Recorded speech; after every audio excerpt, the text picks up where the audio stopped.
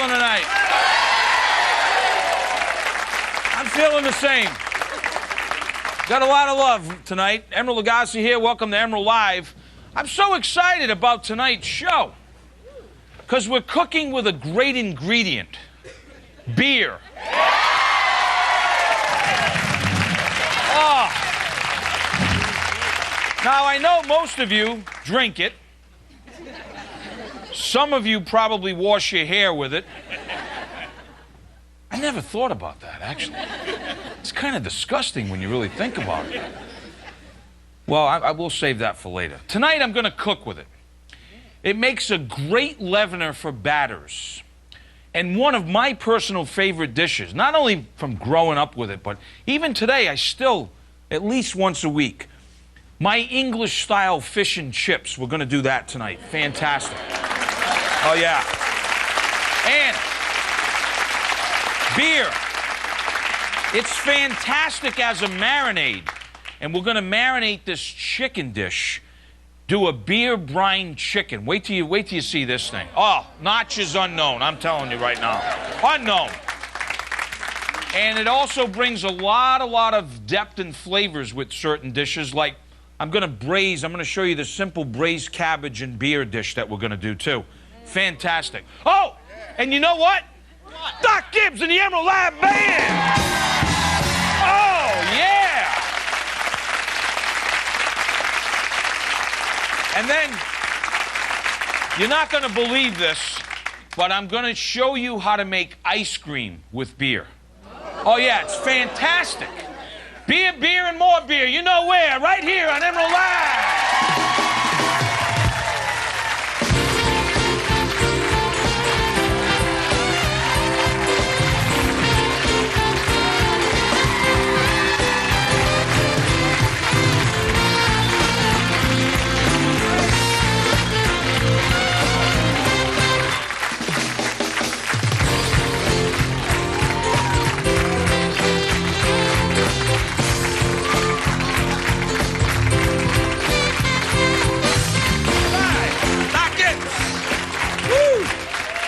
So excited. How y'all doing? Welcome to the show. Nice to see you. See, these aren't the cheap seats, huh?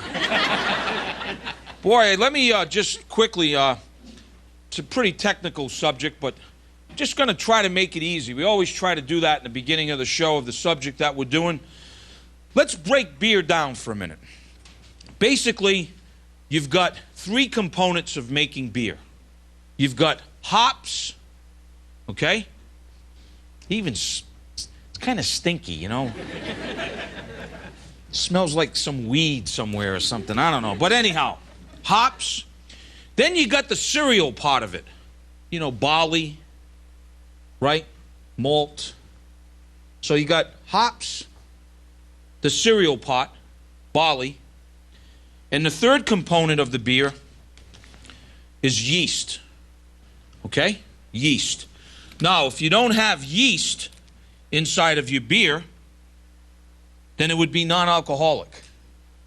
Because the yeast is what, with the sugar, sort of fermentates, makes the gases and then the beer, alcohol, you know what I mean.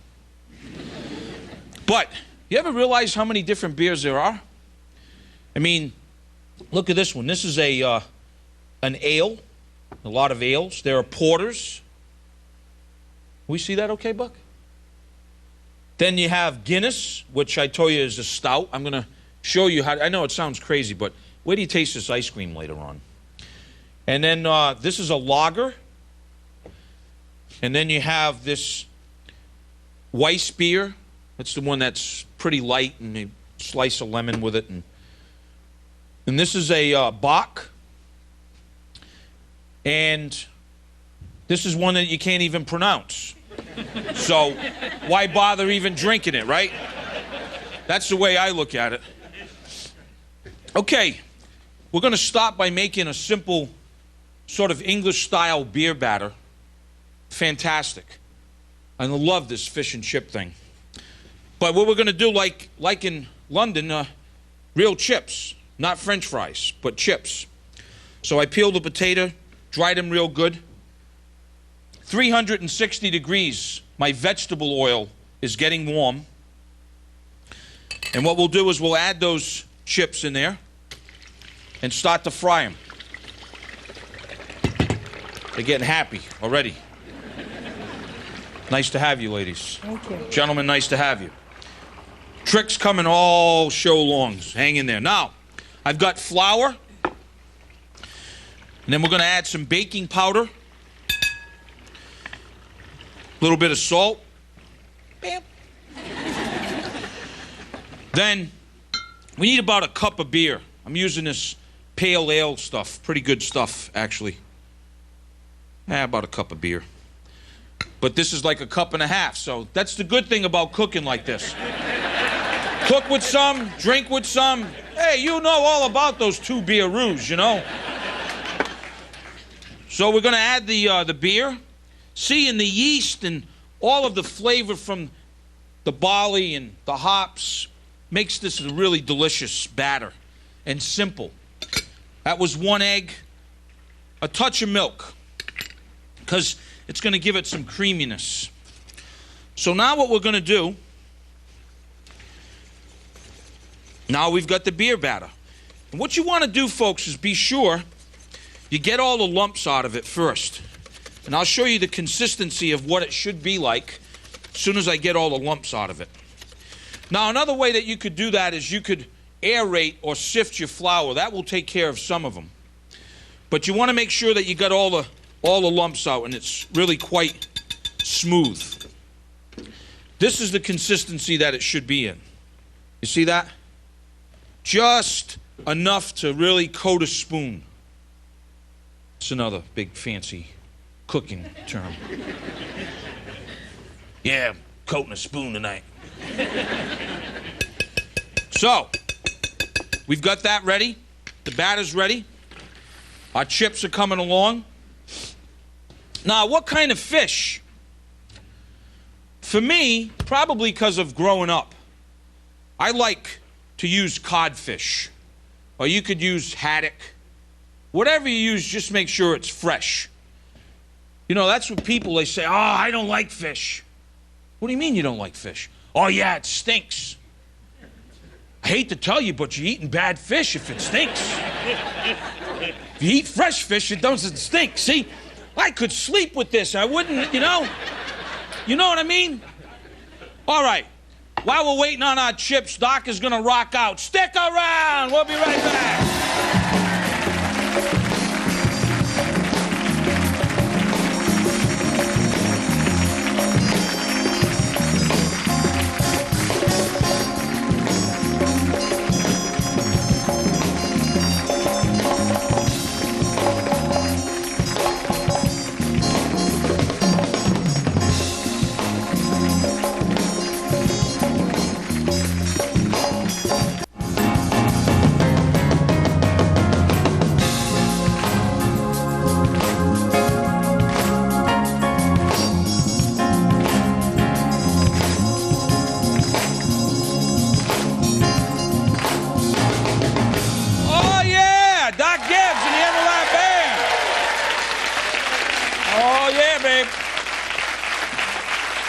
Cliff Charles, Teddy on drums.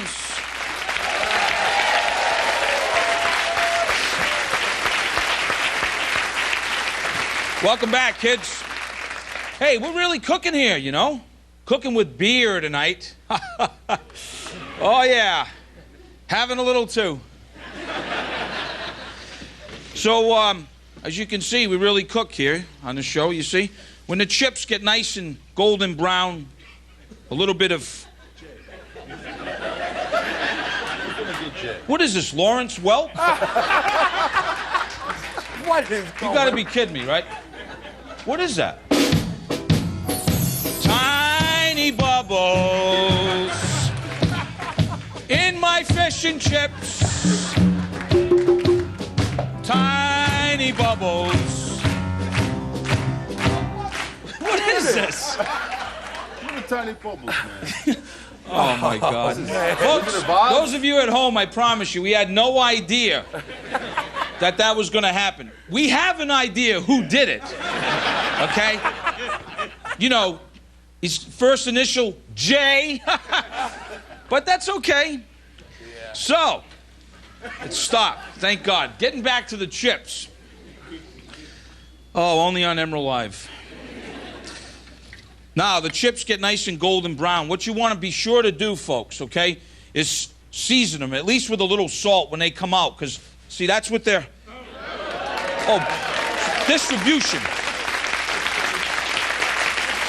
It's a distribution thing. You see, it just, you know, it could be like...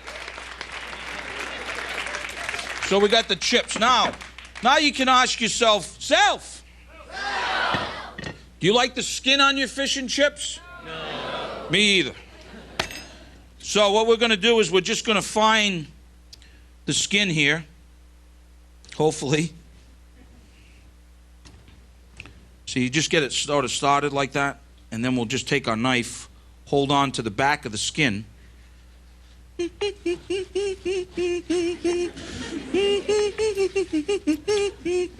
No skin.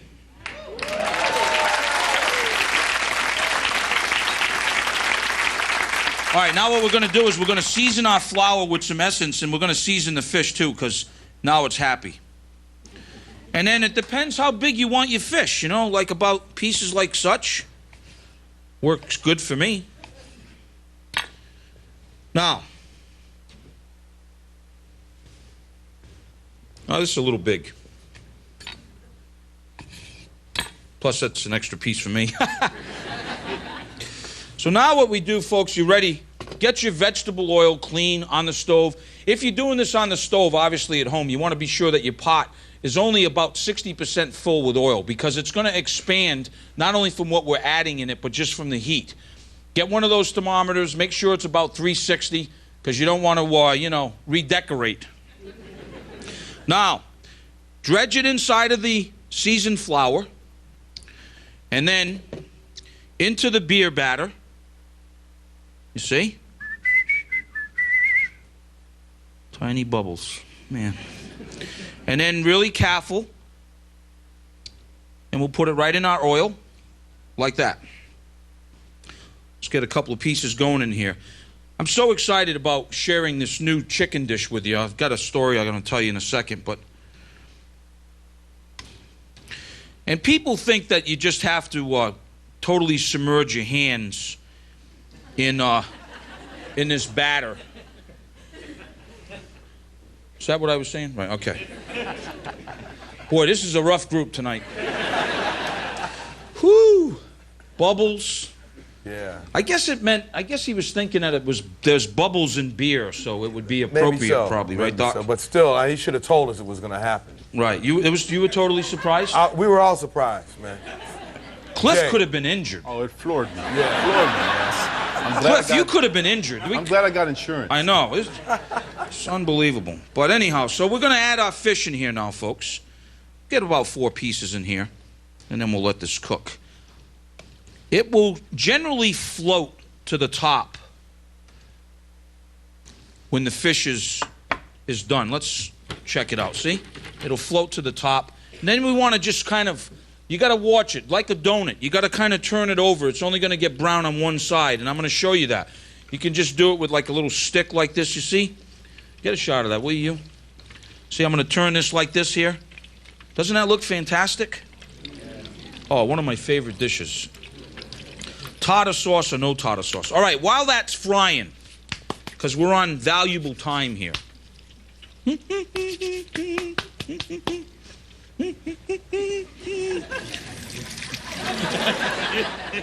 This chicken dish is called beer brined chicken. I had another name for it, but, you know, they wouldn't let me call it that.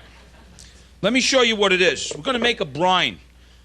Brown sugar, kosher salt, peppercorns, juniper berries, some clove, and then apple cider, okay? Apple cider. Then you whisk that in there. Here, whisk that in there for me, will you? Just nice and easy. Here I am. Then we're going to just kind of make sure we're turning our fish and chips here. Oh, these are looking fantastic. Woo-hoo.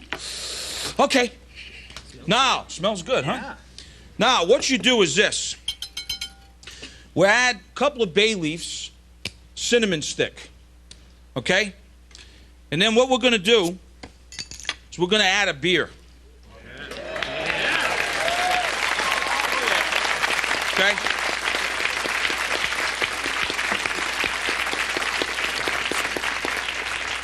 Actually, we're going to add 2 beers.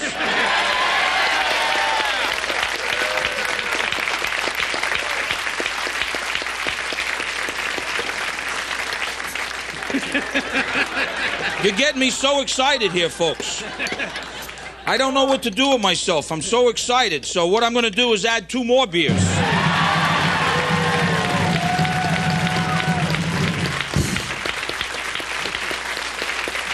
And you know what? I'm going to add these 2, too. And when we come back, another night. Stick around.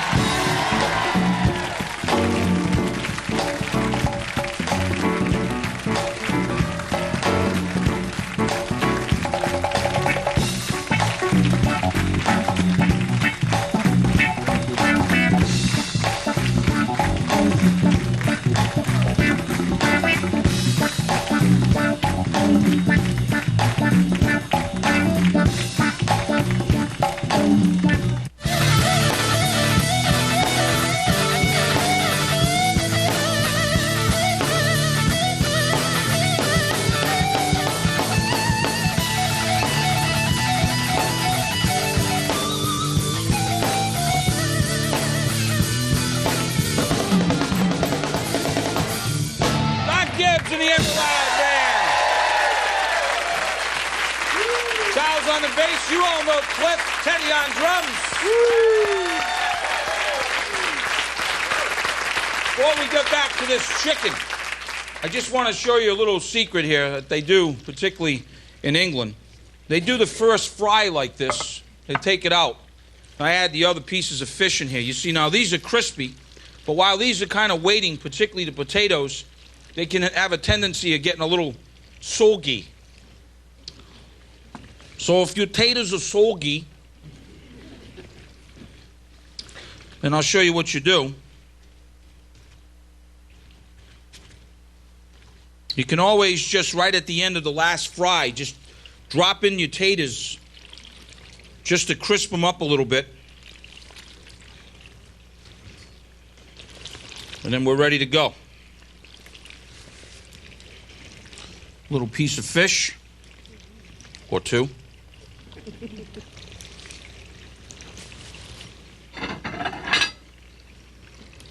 Fish or 2. Just set that here for a second. Or another way they serve it is in newspaper or in brown bag. So you could do it that style too if you want. Just sort of make a little cone with it like that. And they stuff it in here. Show you. So they'll put one piece of fish like that. Piece of fish kind of like this. Drain this real good. Nice and crispy. The other fish is done.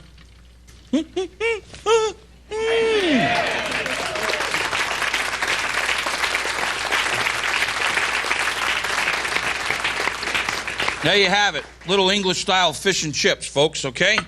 Serve with a little malt vinegar. There you go, ladies.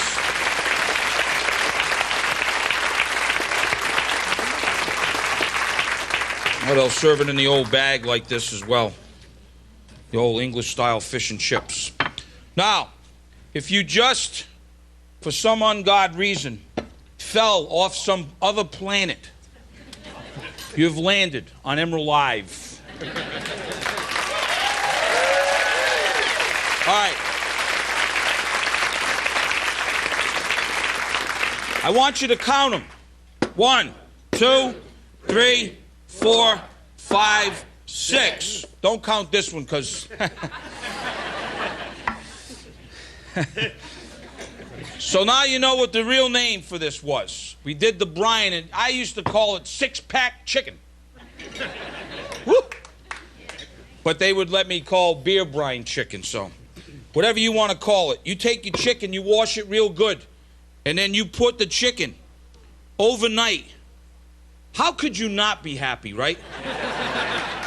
I mean, what a way to go. Soak me overnight in beer. Yeah!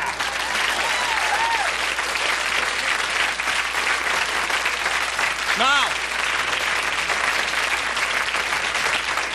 what you want to do is you got to weight it down. Use one of those fancy china plates you have just to keep it submerged down overnight in the ice box. Okay? Now, this is what I did mine overnight. You want to talk about good. So what you do now, you take this guy out of the beer.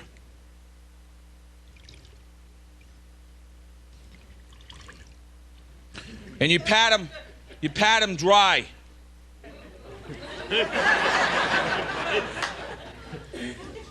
I'm not even going there. I am going to stick with patting dry. Oh boy. So, here's what we're going to do. Some onions on the bottom diced, carrots, celery, that would be a mirepoix, few garlic cloves, and then that, you know, that chicken neck and giblet stuff that comes in that, you know, like a prize, you know, they even put it in a bag for you, you know? It's like the chicken of Cracker Jacks, you know what I mean? So, what you do is after you pat it dry, looks pretty dry to me, you're gonna roast it 30 minutes upside down, up like this. Then the next 30 minutes, we're going to flip the bird over and roast it breast side down. It's a little trick. Keeps the breasts nice and moist. Delicious, juicy. You with me so far? Okay, are we okay, Rhoda, over there, babe? All right. So, once it roasts for about an hour, this beer brine chicken or six-pack chicken, it looks like this. Oh, but I'm not done yet. Just wait. So while that's roasting or resting, let's try this again with a, let's try a fork this time. We're going to just, yeah, it's easier with the fork. So what we're going to do is just let the chicken rest. If you cut it right now, all the juices go. Then you wonder why your chicken's dry. Because what we're going to do now, I'm going to show you. This chicken's having a problem. It's wetting on my board. No, look. Can you see this? Hey, then again, it had 6 beers, right? When we come back, another night. Stick around.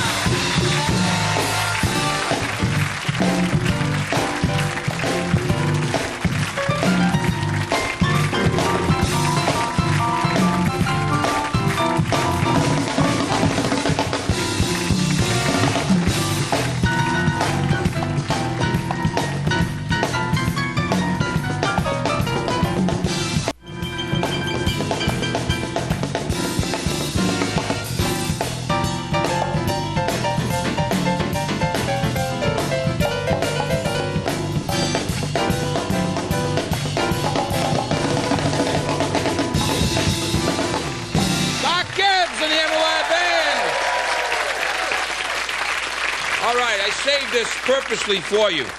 So we got our 6-pack beer chicken. He's resting. I put the roasting pan on the stove. I added about a half a stick of butter. All right, 3/4. Who's counting? Then I take a whisk and scrape all that stuff down in there, you see? And then we're gonna add some flour. Show you a quick pan sauce. The only thing I took out was that neck and that giblet thing. Now you can always add more. Which in this case, see, it's a little loose. So what we're going to do is add a little bit more flour. Well, why not? So that's basically, we've made a roux. Then, now we're going to make a little sauce. I got a little bit of chicken broth here. A little less than a cup. See, and you want to just sort of work that roux in here. Now look, if it gets too thick, which this is going to get too thick, don't have to freak out. See, like, you're going, I could see it happening already. You're going, oh my God! How am I going to serve that to Johnny? It's okay, relax. Just add a little bit more liquid. You don't have more broth, add a little water like I'm doing here. Just remember one thing. Whenever you're using a thickening agent, like a roux or cornstarch, it'll never be at its full thickening power until it comes to a boil.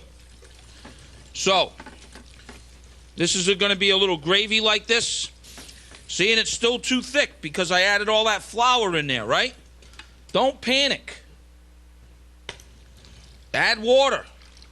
Hey, you run out of water? Use wine.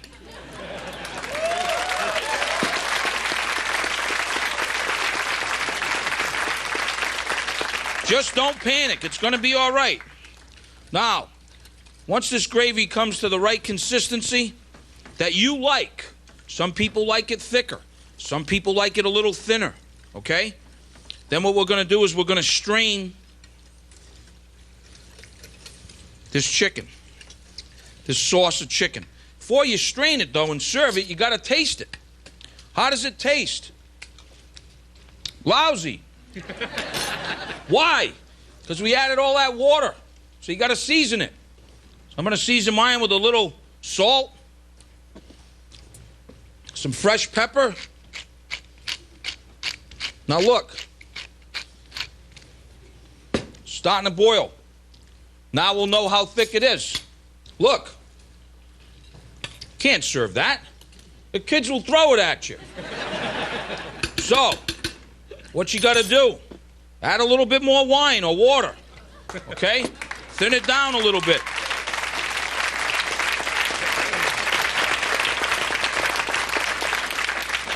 Now, some people like to strain it.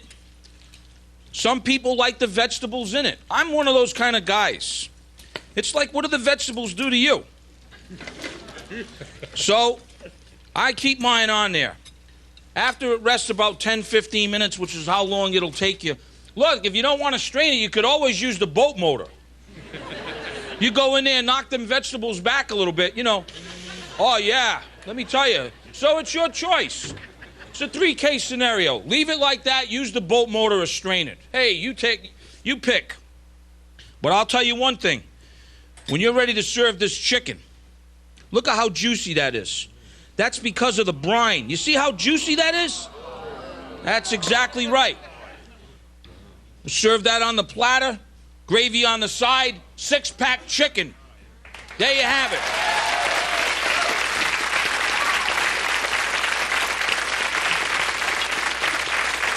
Oh, we're going to carve it up.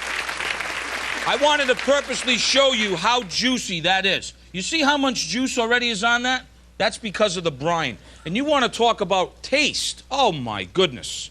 We're always looking for new chicken dishes. It's worth doing overnight. All right. I'm rendering some bacon here first.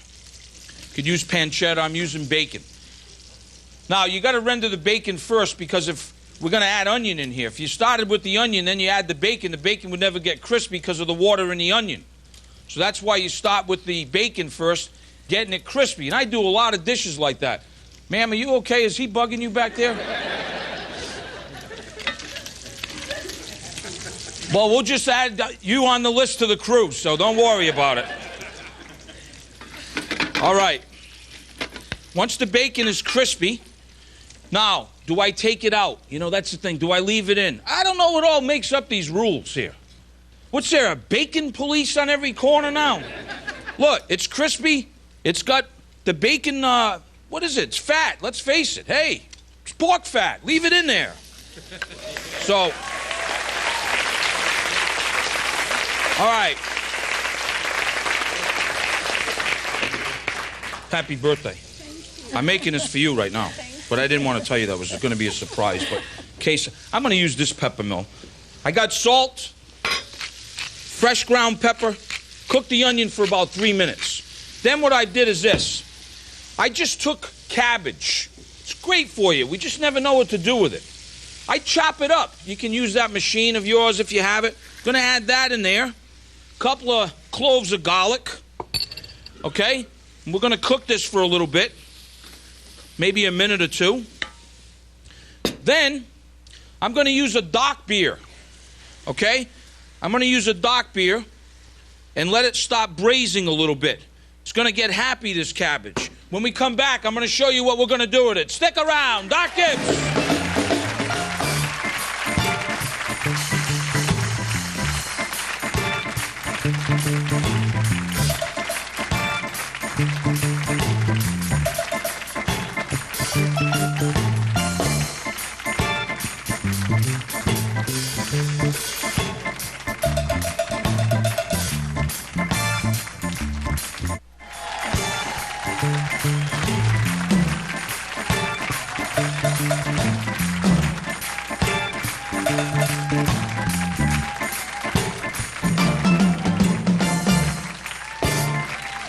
Welcome back.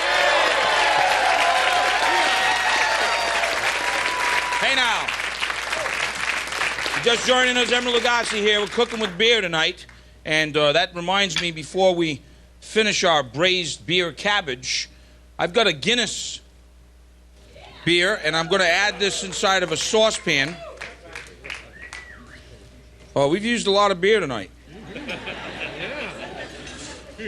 And what we're going to do is reduce that Guinness. How's that chicken? Oh, my God. Yeah. Incredible, huh? 6-pack chicken. Woo! So I got the beer reducing now. I want to reduce it by at least by half. And I'll show you that in a second. And I also got some whipping cream, heavy cream on the stove, bringing up. Folks, whenever you work with milk or beer, milk or cream at home on the stove, unless you want to renovate your house, be careful, because it will ignite if it spills over. So please, I always check mine with a thermometer because I'm making ice cream here. I'm trying to get it to 170 degrees. I'm going to show you that in a second. Another thing that you can do before we get to the ice cream, you could always, with the cabbage, if you have a problem with just eating cabbage straight, you can always cut it with other vegetables. And one of the ones that I suggest is this guy here. You're probably always wondering what this is when you go to the grocery store. It's celery root. And it's stronger flavor than celery. It's absolutely fantastic. You peel the outside edge, okay? Let me show you that.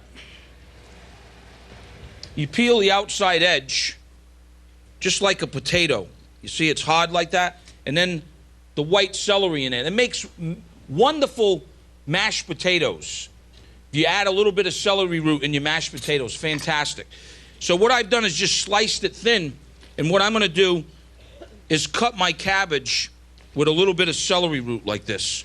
And this would be perfect to also serve as an accoutrement to that wonderful beer brine chicken that we just did. And it doesn't have to cook that much. The other great thing, you see the cuts that I have of them, the other great thing that you can do is you can fry them. They make wonderful chips, celery root chips. Fantastic. All right. Going over to the Guinness ice cream. When the Guinness reduces at least by half or 2/3, it's going to look just like this here. It means we got all the concentration of those flavors that we talked about earlier, those hops and the grains from the cereal, right? Okay? Now, what we're going to do is this. I've got 6 egg yolks. We're going to make the ice cream custard. I've got sugar. I'm going to sweeten my whipping cream with the sugar.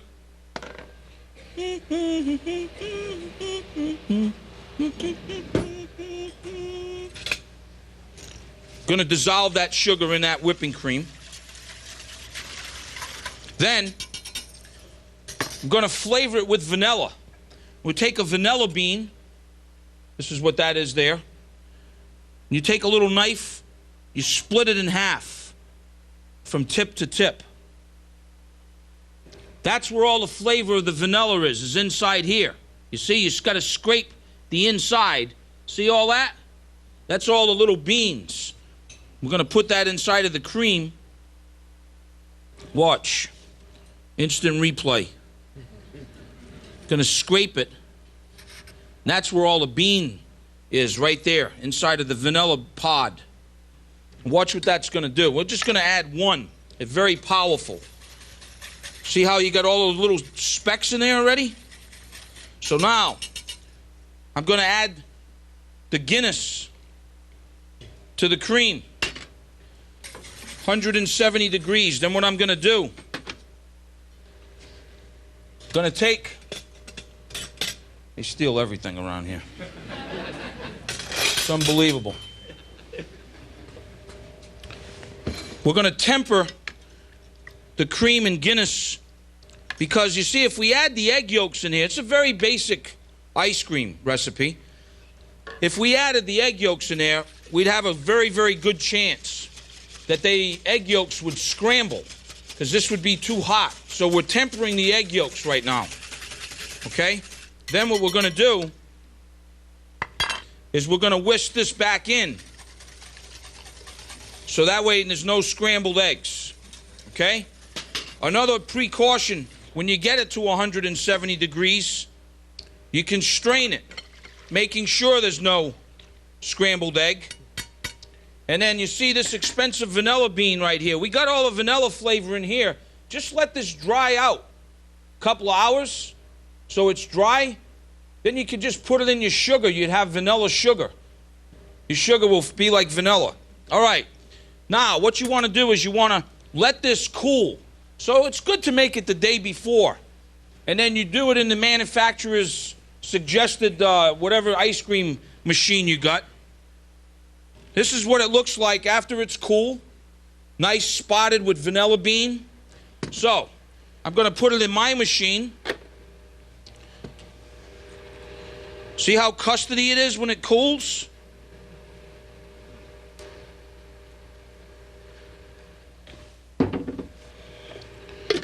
Okay, got it in my ice cream machine.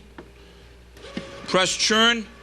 We're going to let it churn. When we come back, Guinness ice cream kicked up a notch. Stick around. That's it.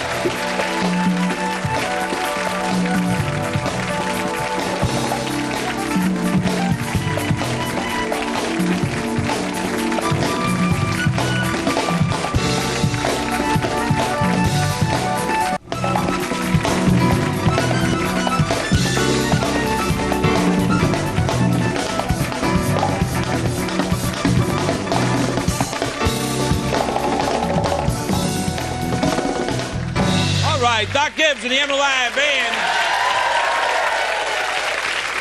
Cliff Charles, Teddy on drums. Welcome back, folks. So our ice cream, as it begins to start churning, it will get thicker and thicker. And probably in about another minute or two, what I do now is take it out and freeze it, and hard freeze it. You can do them in plastic containers. I generally just do them in these sort of pint containers. They work well for me. Keep a nice lid on it. Then, I'm going to show you another thing we're going to do with scalded cream chocolate. This is what's called a quick ganache. Fancy name. We're going to just mix this in here like such. It's like chocolate sauce. See that? Then not only, I'm going to add a little bit of vanilla liquid and some honey. Now we're ready for business. I'll take my Guinness ice cream right in a glass.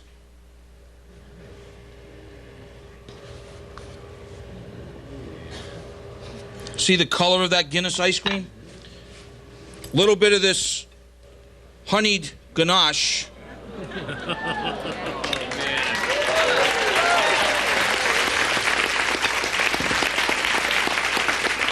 Cooking with beer.